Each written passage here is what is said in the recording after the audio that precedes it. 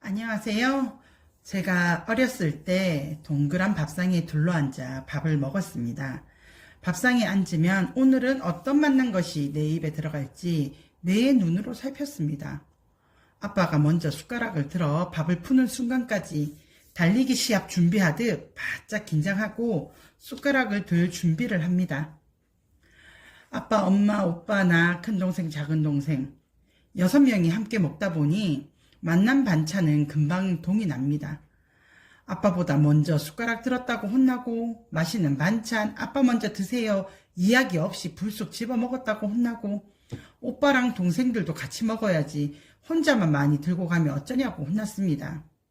풍족하고 경쟁률이 적은 지금은 안 먹는다고 혼나지 먹는다고 혼나지 않습니다.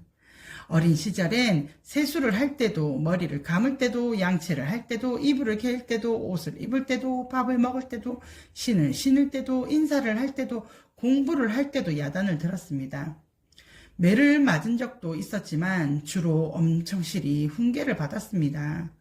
성장하여 성인이 되었을 때, 결혼을 해서 가정 생활을 할 때, 특히 아이를 기를 때 제가 야단 맞았던 부분이 바른 생활 습관을 기르기 위한 훈련인 것을 깨닫게 되었습니다. 습관이라는 것이 몸으로 체득하는 것이라 꾸준한 훈련이 필요합니다. 그것도 어려서 시작을 해야지 다른 것이 몸에 배인 이상 바르게 살아가기 위한 습관이 자리 잡기는 상당히 어렵습니다. 요즘은 워낙 복잡 빠르게 흘러가는 생활이다 보니 배울 시간도 짧아지는 것 같습니다. 지식을 쌓는 것처럼 습관도 교육기관에 위임하여 전문가가 가르치면 쉽고 효과적으로 배울 수 있다고 많은 분들이 생각합니다. 학생 시절 각 과목 선생님의 말 한마디로 기억에 깊이 새겨지던가요? 암기 과목도 한두 번으로 술술 외워지던가요? 특별히 두뇌가 뛰어난 극소수의 사람들 외에는 무한 반복을 해도 가물가물한 게 사실입니다. 알아가야 하는 지식도 노동과 같은 반복이 필요합니다. 지혜와도 비슷한 몸에 배이는 습관은 그보다 훨씬 시간과 노력이 필요한 고도의 기술입니다. 막상 익혀놓으면 아무것도 아니지만 작정하고 배우려고 하면 무지 어렵습니다. 이 시대는 과학도 기술도 지식도 발달하여 수집도 쉽고 습득도 쉽습니다. 그런 고도의 사회에서 옛날 원시시대와 같이 세월이 흐르고 흘러야 익혀지는 것이 있습니다. 보기만 한다고 익혀지는 것도 아니고 듣기만 한다고 이해되는 것도 아닙니다. 습관이라는 옛부터 이어져 내려오는 우리의 생활이 있습니다. 인간을 존중하고 서로 간에 보이지 않는 약속 속에서 함께 조화롭게 살아갈 수 있게 해주어 누구나 행복할 수 있는 계기가 됩니다. 거창해 보이지만 바른 생활 습관이라는 것이 세월이 흘러 사회의 구성원이 되어 살다 보니 사소하고 하찮아 보이는 동작이지만 세상을 살아가는데 이웃, 학교, 직장, 결혼, 가정, 나라의 외교 할 것 없이 전반에 필요한 것입니다. 학교, 직장, 가정은 알겠는데 생뚱맞게 나라의 외교까지? 다른 나라 사람들과 언어, 생활이 다른데 우리의 습관이 그들에게 긍정적일지 부정적일지 어떻게 알고 그런 말을 하나 싶겠지만요.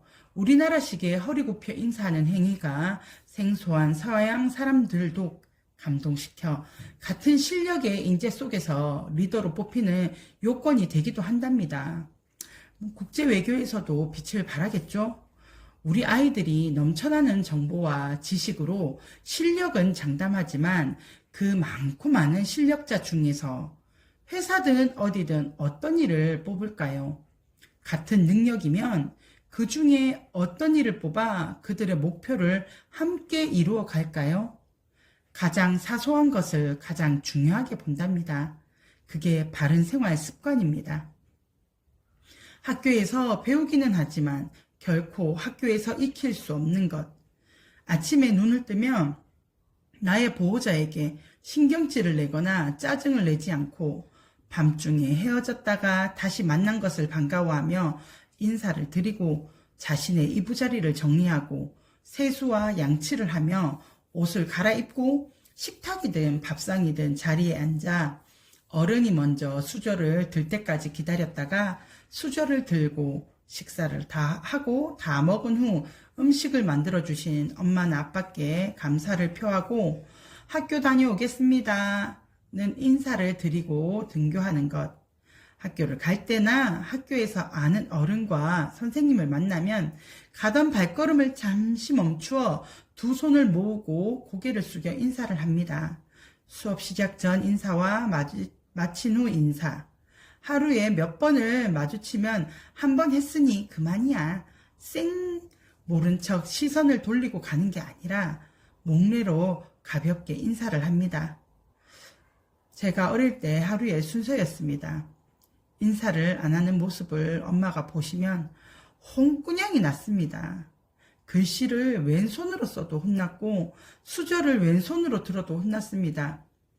왼손잡이인 저는 어릴 때 이웃집 아주머니에게 밥 먹을 때, 공부할 때마다 놀러 오셔서 어찌나 혼을 내셨는지 글씨와 가위, 젓가락질은 오른손으로 능숙하게 합니다.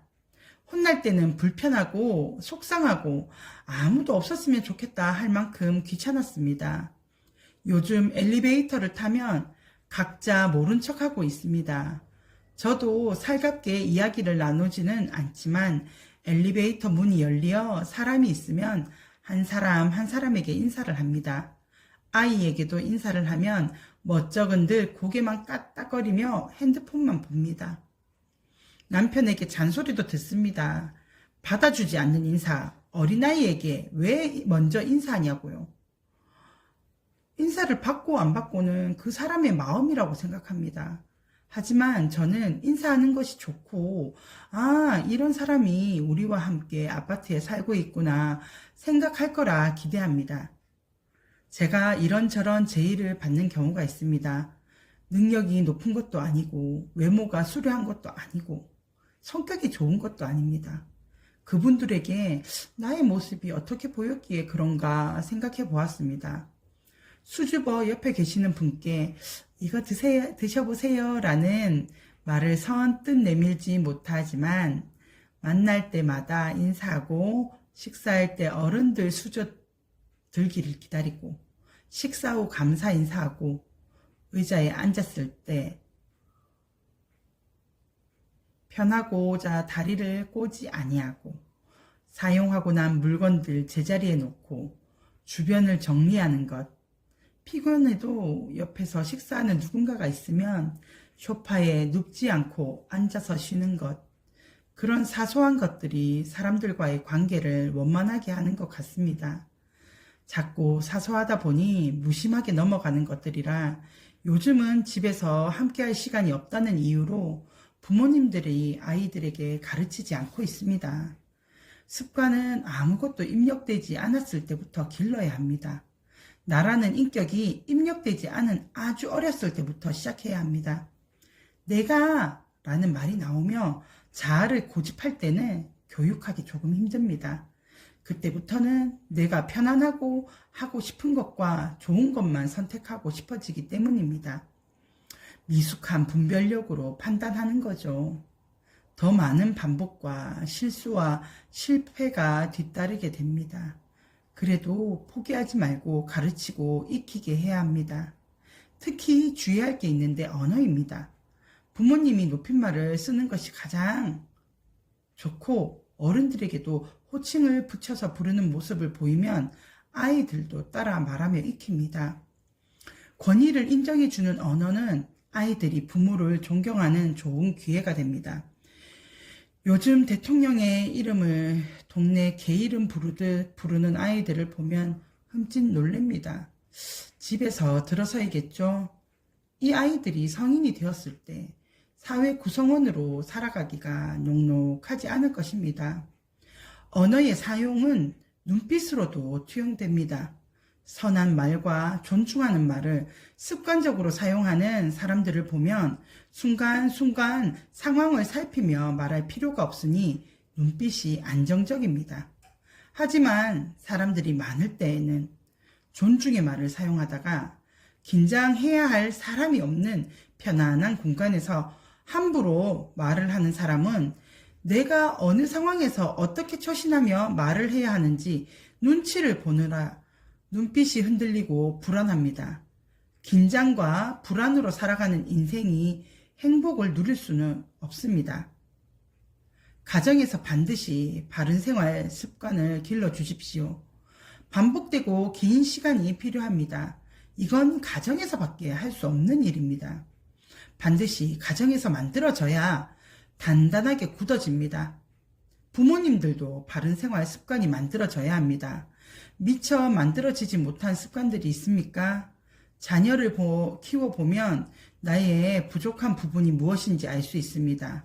나의 분신과도 같은 자식에게서 내 모습이 보이니까요. 아이들이 바르게 자라난다는 건 일관성이 있어야 합니다. 부모님들이 먼저 그런 모습을 보여주세요. 잘 안 되는 거 압니다. 저도 그렇습니다. 그래도 다시 노력합니다. 남편에게 존대어가 잘 안 나옵니다. 제가 깔보려고 그런 건 아니지만 안 나와 그냥 편하게 말하잖아요. 아이들도 엄마가 말하는 대로 아빠께 말합니다. 엄마의 마음은 깔보려고는 게 아니라 할지라도 아이들은 엄마의 마음까지 모릅니다. 시간이 흐르면 아이들의 마음은 의도하지 않아도 아빠를 깔보게 됩니다. 좋은 습관은 왜곡되지 않지만 나쁜 습관은 쉽게 왜곡되어 더 나쁜 방향으로 흘러가게 됩니다. 눈에 넣어도 아프지 않을 만큼 귀하고 사랑스러운 자녀들이 건강하게 자라는 것도 중요하지만 바른 습관도 지니고 자란다면 진정한 가치를 아는 성인으로 성장하지 않을까요? 뿌리를 곧고 깊게 내린 나무는 쉽게 흔들리지 않습니다. 우리 아이들의 뿌리도 흔들리지 않도록 바른 생활 습관으로 키워주세요. 우리 엄마들의 큰 미션입니다. 가정은 최고의 선교지이자 최후의 순교지입니다. 감사합니다.